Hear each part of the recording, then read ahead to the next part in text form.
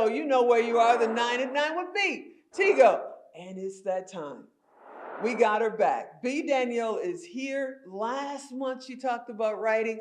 I know you think this month she's going to talk about being behind the camera. She got a surprise for you. You're going to have to wait and see what that is. So sit right there. We'll be right back.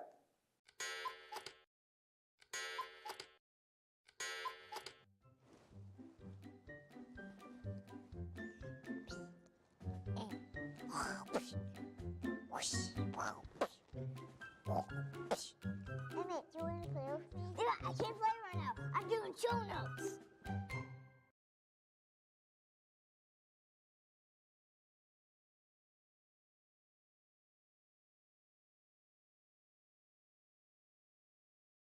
Hey everybody, welcome back. You heard me right. B. Danielle is here, and I'm gonna be honest with you. We were shooting a documentary. The crew was here, and you know how Tigo is. We wrapped early, and I said, she here, let's interview her while we got her.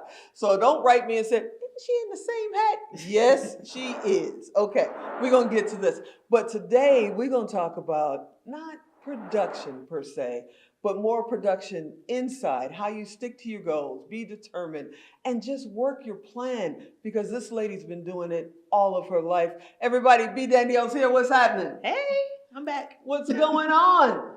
Nothing. And by the way, the hat is fly. We had to bring it in. You should see the closet. See, that's the next interview. We're going to interview her closet. So talk to me.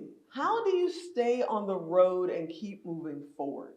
You have all the distractions that we do, right? Right. Okay. And then one day you're in Atlanta, next day you're back in Buffalo, then you're in Vegas, and you might be in Japan. Who knows? So how do you keep on the path and keep moving forward? Number one, Google Calendar was the best thing that was ever invented. Once I realized that was something I could utilize, everybody has connection. You need me, go look at my Google Calendar and tell me what's going on. Like, I have to put the projects I'm writing and how long I anticipate writing them. I have to put everything on there because things overlap. And you know, you're right. I can leave town in a heartbeat. That don't change. That script was due on the 13th. Right. You know, so I have to, number one, I'm a Virgo.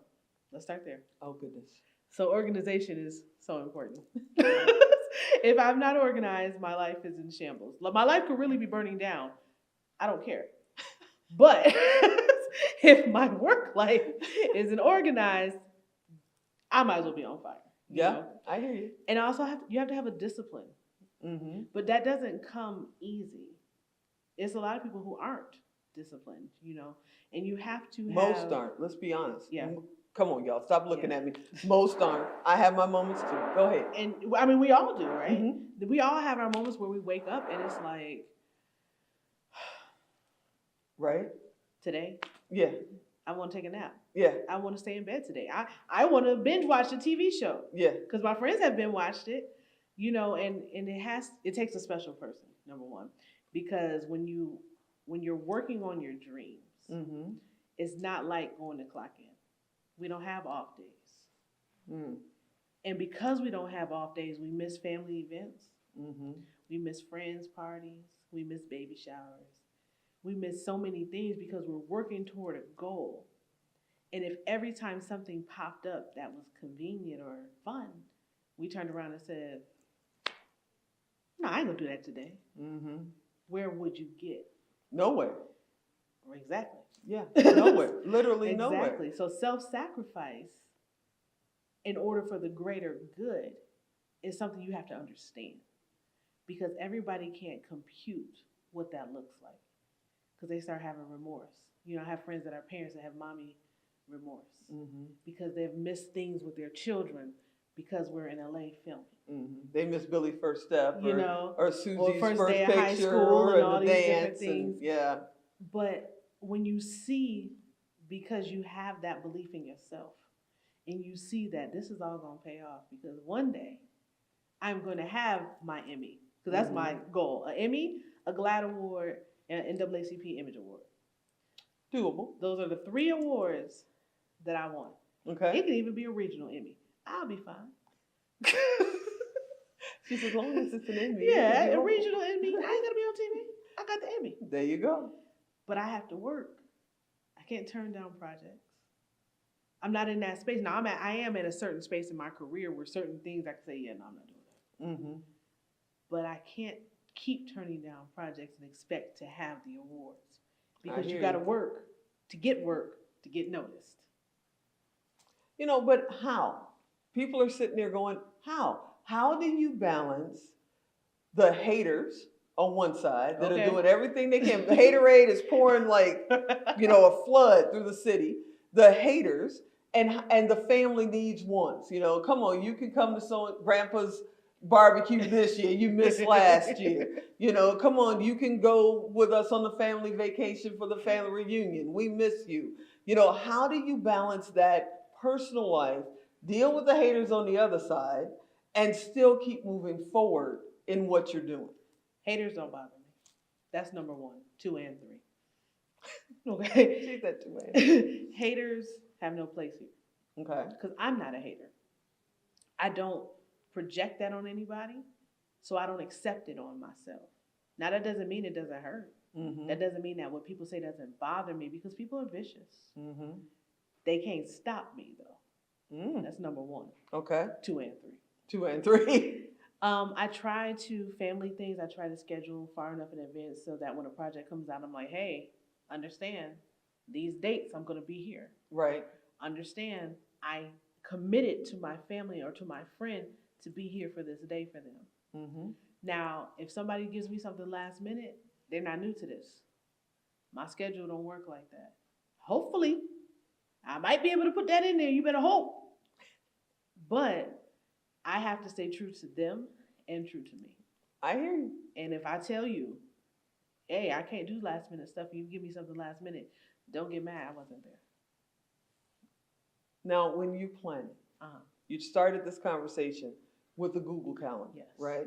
How far in advance do you go? Like, do you know some dates in 2020? This is 2022 right now. If y'all are watching in 2035, this is 2022 right now. Are you going into 23, 24? How far in advance do you plan?